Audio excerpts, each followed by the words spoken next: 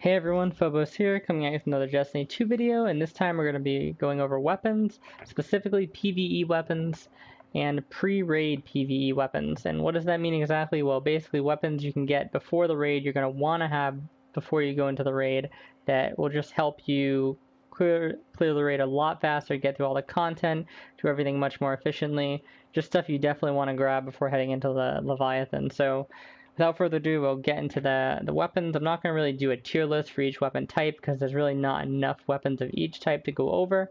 So I'm just going to be speaking about kind of like the highlights of the weapons in each category and maybe make some honorable mentions towards the end. So getting started, the first one I want to talk about is the Scout Rifle, the Nameless Midnight. Now, this weapon is good for a lot of reasons, but primarily its explosive rounds are what carry it, I would say.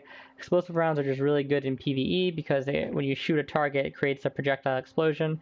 That explosion damages nearby enemies, and it damages the target itself, so you don't lose any damage on the primary target, which is really nice. Also, explosive rounds have no damage fall off, so while the actual impact of the shell of the rifle does have damage fall off, the explosion created by it does not. So no matter what range you hit somebody at with an explosive round, the explosive portion of the damage will always remain consistent. And that's not a big deal for scout rifles, to be honest, because scout rifles typically are never at their max range in PvP or PvE, just because they have so much innate range. But for stuff like hand cans or something like that, then that really does matter, and we'll go over a hand can that has explosive rounds in just a few minutes. But getting back to this weapon, just a really solid overall weapon with the explosive rounds, and then on top of that it has the 180 rounds per minute firing speed, so it's pretty quick, good impact, good stability, decent reload speed, just pretty much a great all-around weapon. And it has this precision frame here, which you're going to see precision frame and explosive rounds are like a trend that we're going to be following here in terms of PvE weapons, or even PvP weapons for the precision frame. But yeah, it just makes the weapon's recoil incredibly easy to handle, and it's pretty vertical. It doesn't even move much. I'll actually show you right now. So we'll just do single slow shots at first, and you can see it doesn't really move at all. Very precise. And then we'll do quicker shot at like the max firing speed. And you can see it just starts to move a little bit. Still pretty clustered, to be honest. So yeah, nothing really to complain about with this weapon. Just an all-around great PvE weapon. Where do you get this? Well, you can get it from the Zavala strike playlist, so basically from any strike that you complete or something like that. Luckily, you do get this as a choice when you do the quest for completing 2 strikes after you hit max level in the game. So once you do that quest, or I think actually you can do it probably even before max level, but you should probably wait till max level to get a higher level gun. Of course, you can always infuse it later regardless, but yeah, you get it as a quest reward. I believe it's this, Origin Story, and some Pulse Rifle. I'd say this is definitely the best one to get. I'll be showing you Origin Story next because it's still pretty good, but Nameless Midnight by far, I'd say, best thing you can take from that quest, and probably the best primary scout rifle. So we'll go over Origin Story next here. Again, you can get Origin Story from the Zavala Strike playlist by turning in the tokens, or you can get it from the quest. The quest can be done on multiple characters, so you can get a Nameless Midnight on one, maybe, and then an Origin Story on the other. That's what I did my first run through here. So this weapon is a 450 round per minute auto rifle. It's pretty much the meta right now because it provides a really good mix of stability with good damage and impact. So once you get into like 600 rounds per minute or so, the guns become really difficult to control, and you start to miss some shots or not get precision shots. So Origin Story still falls right into that sweet spot, and I'll demonstrate that in a bit. I'll show you the perks on the weapon. Again, it has the precision frame that we're always looking for. This is how I have the weapon set up, works pretty well. Rampage is a great perk for PvE, especially too, because there's always tons of stuff around to kill, and it's relatively easy to keep your stacks up, and increases the damage by a pretty decent amount. So just an overall really strong weapon, and I'll show you how it fires here. So we'll do like short bursts. You can see it's pretty much always on target, right? And then we'll do like just a full spray. You can see it's got a bit of a recoil pattern there. But to be honest, it's pretty easy to control, see? So, yeah. Pretty easy to control, not really a big deal at all. Just a really great PvE weapon, and a solid choice, although I wouldn't recommend you take it initially over the Nameless Midnight, because scout rifles, in my opinion, just offer more versatility, because you can kill things at higher ranges, especially if your class is not a warlock, you don't have as much health regen, just, it's overall safer. But definitely not a bad weapon. So next weapon is going to be Better Devils. Better Devils is a PvP weapon. You can get it from actually just participating in the Crucible itself, or you can get it from tokens that you turn into shacks. In my opinion, it's the best hand cannon in the game for PvP and PvE, and as y'all notice, it has explosive rounds again, and yeah, they're really good on a hand cannon basically, because you're going to start noticing that damage fall off a bit more, even in PvE, I would say. And the explosive rounds really help make up for that. They're also just obviously really good at cleaving down targets. And personally, the reason why I like to use a hand cannon in some situations in PvE is because you're getting more damage per bullet, more upfront damage, which allows you to, in some cases, one-shot certain PvE mobs, even in the raid, like small little scions, for example. And that's really helpful, because if you're playing like a Devour Warlock and you need to get that, your Devour's running out and you're kind of panicking, you need to get some way to refresh the stack, you can always just turn and click on a scion and delete them, and then your Devour, your health spikes back up, your Devour refreshes. So it's just a really useful thing to have a weapon that can just kill things very quickly. The range is sometimes an issue in PvE, but it's really just how you set yourself up to do the content. So as a Devour Warlock in particular, you're pretty tanky, so you can kind of afford to be closer to things, whereas maybe on other classes it wouldn't be such a good choice. So the weapon can definitely be class dependent in some circumstances, but performs well regardless of the class. It's just probably better to use hand cannons in general on a Warlock. So yeah, I used to like to use this weapon for Gauntlet pretty much, where I do the ads and I'll pretty much just stay to one side, stay really up close, and just continually able to proc Devour refreshes with this gun, just killing things very, very quickly, shredding through them, going from one side to the other, and you never really feel like you're in jeopardy of dying. So I'm pretty efficient on ammo too, when you consider how much like a full max ammo run of the gun gives you, considering you can kill stuff with so few bullets. So really great weapon there. I'm going to go to the energy weapons now, and I'm going to start with the Orils Gift. Typically this is always going to be compared against Cold Heart, but sometimes you won't be able to use Cold Heart if you're trying to use a specific exotic weapon in a different slot.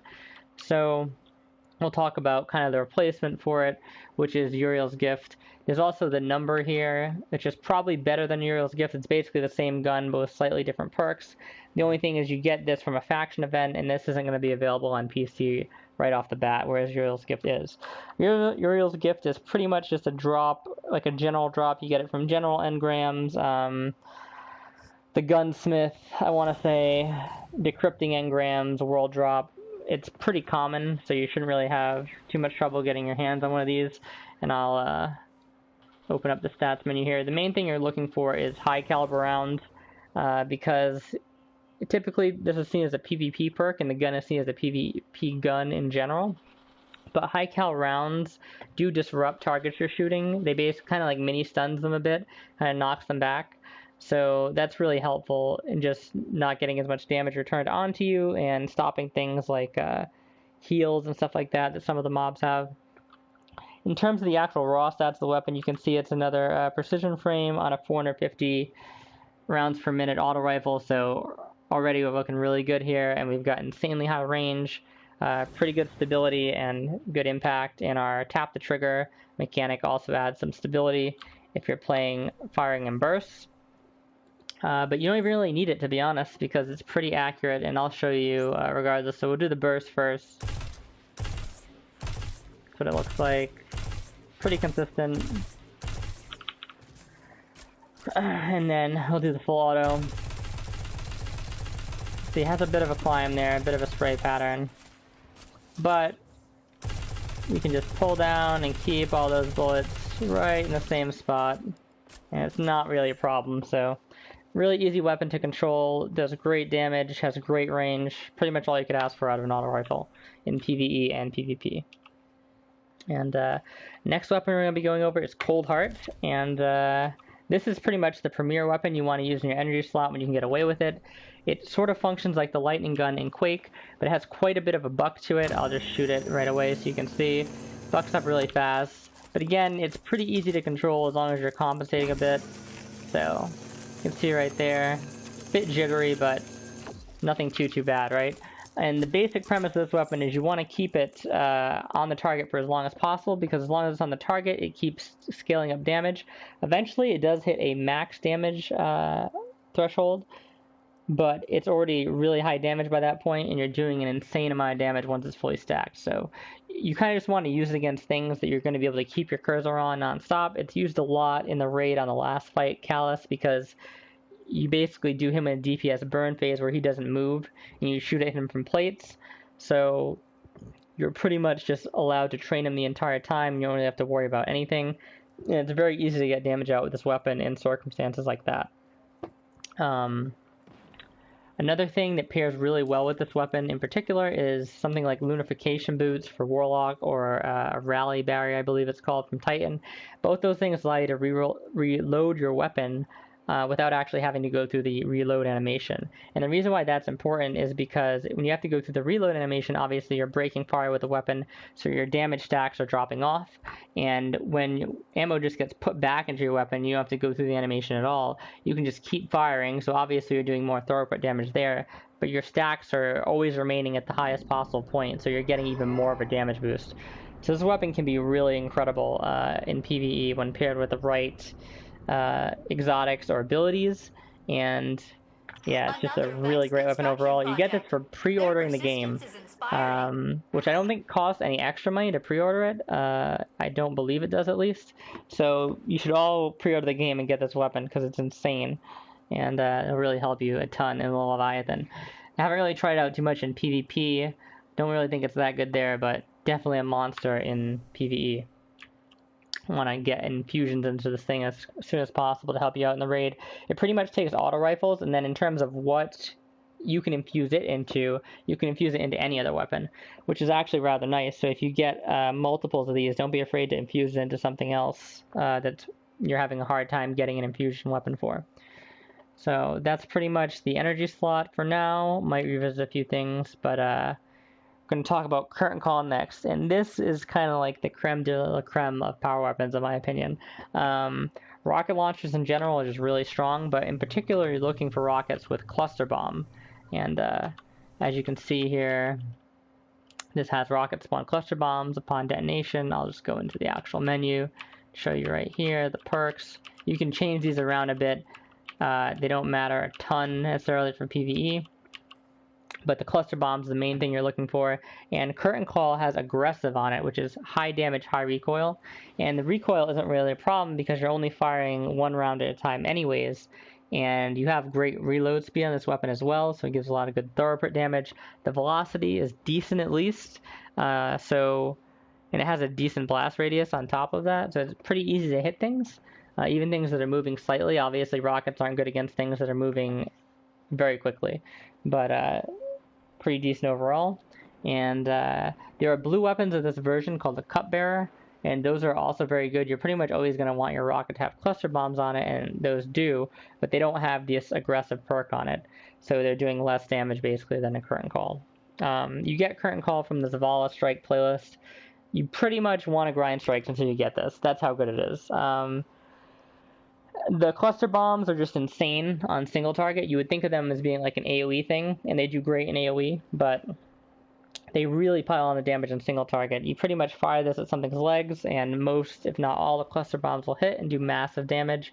It's particularly good against the dogs encounter in the raid. You shoot this at the foot of a dog, and it does ridiculous damage with even small amounts of stacks, so definitely probably the best weapon I'm going to be reviewing today, maybe aside from Cold Heart. And yeah, you definitely want to have this in your arsenal going into Leviathan if you can. Another weapon that I'm going to show you after I remove this Cold Heart here, because it's another exotic, This is going to be pretty much your other bread and butter heavy weapon or power weapon.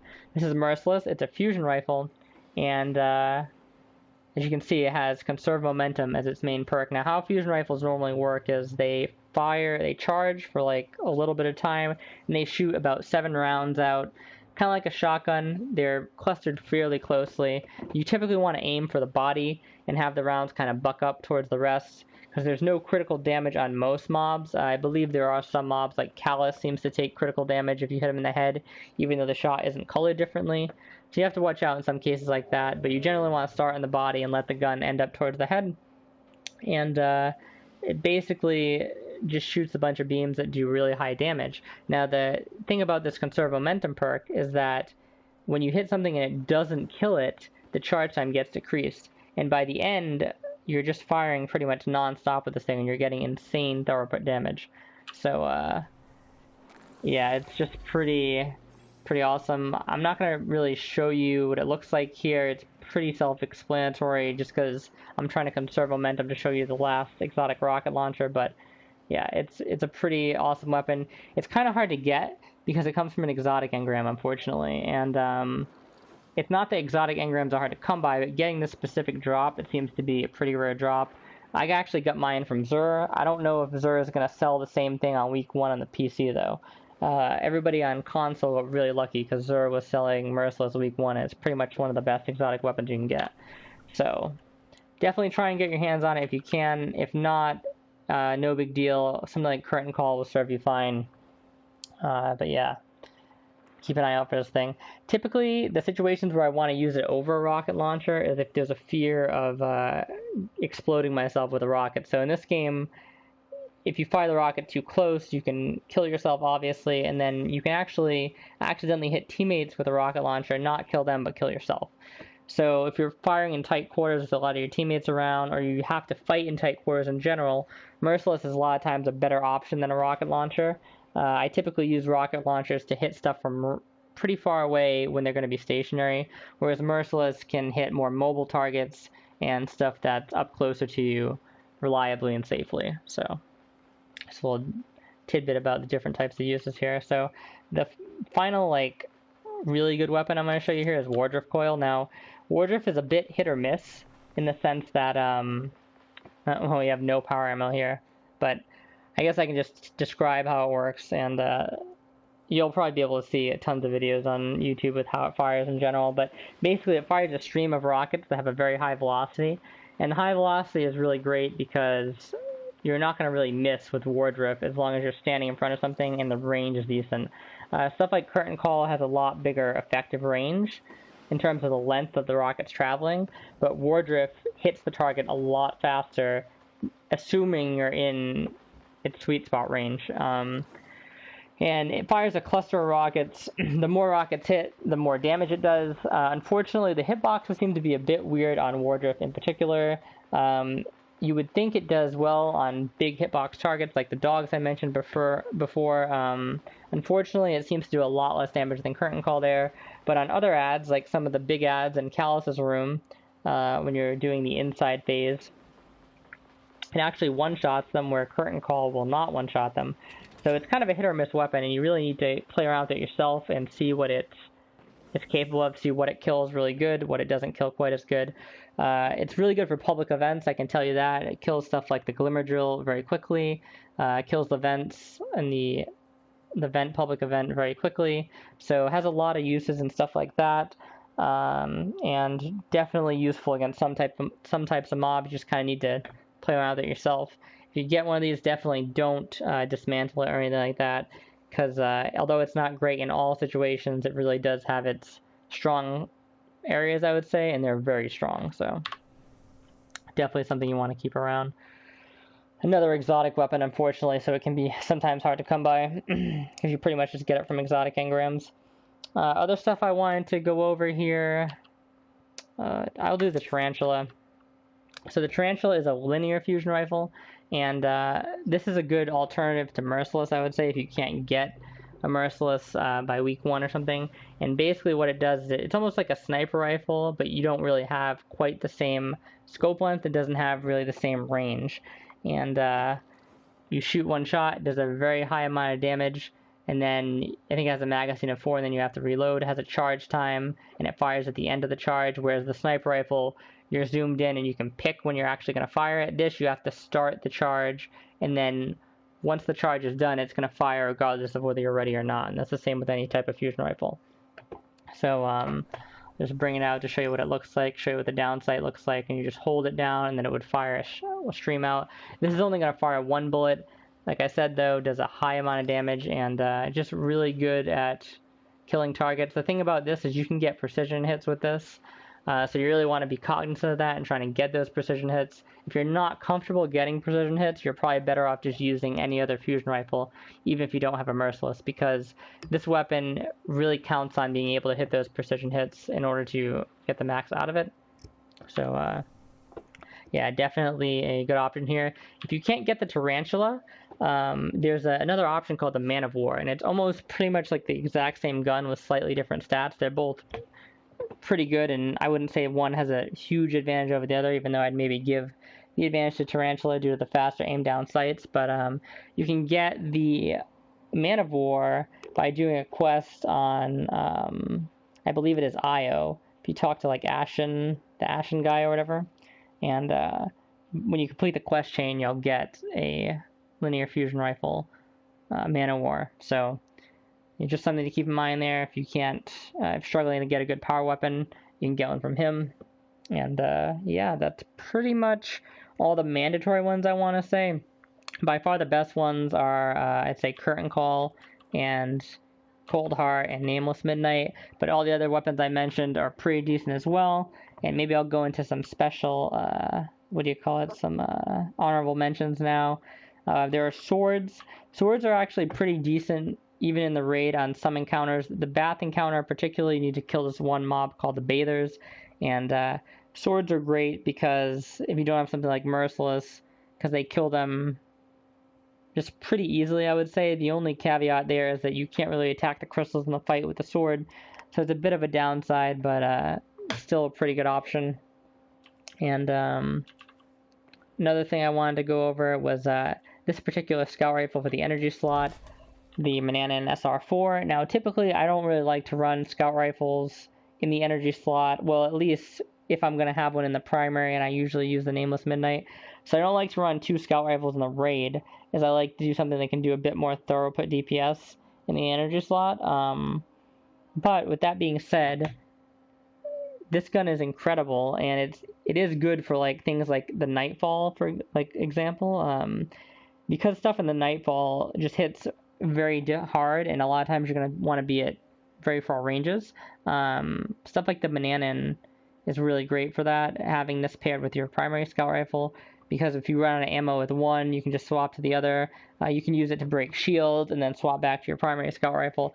It's a really useful gun, and this is probably the best, what would you say, energy scout rifle, even though there's a lot of them. It's 200 rounds per minute, gives you the explosive rounds effect, has the lightweight frame, which is nice.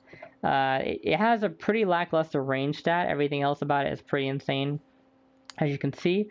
But you can augment that a bit with the scope, even though it reduces the handling.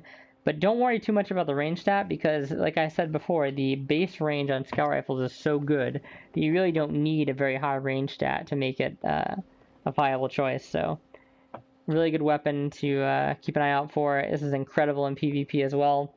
The thing about it is hard to get. I believe it comes from like strikes and just engrams and the gunsmith, but it seems like the chance to drop one is very low, because I think I got one in like 1,500 scraps, which is kind of insane. So just something to keep an eye out for. And the Pleiadius Corrector is another good scout rifle. Unfortunately, this only drops from a faction event as well, like the number. So once that event comes out, you can grab it, but until then, you're not going to have access to it. And then finally, the Annul Skate. If you're going to use a hand cannon in your energy slot, this is the one I'd probably recommend using. The reload perk is actually really nice, because that's a big weakness on hand cannons, I would say. And you can sort of feel that when you're using them. It's like when it comes time to reload, it's just like, oh, this is taking forever. So it's a really good perk to have, and the gun otherwise is just really solid. I can equip it and just show you a bit here. That's the slow firing. And then if we want a fast fire, see, it's not quite as accurate as the other gun, it seems like, but as long as you don't fire insanely fast, you'll be golden. You can kind of control that recoil a bit anyway, so.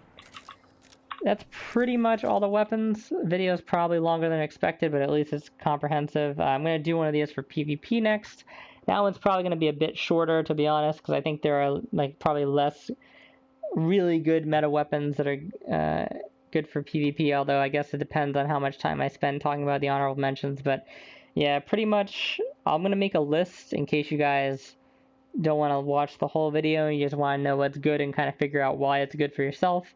But yeah, I think that's pretty much everything. If you get even half of these weapons, you're going to be all set for the raid. Particularly try and get the Curtaincall and the Cold Heart. Cold Heart's really easy to get. Curtaincall, you can at least farm strikes to get it.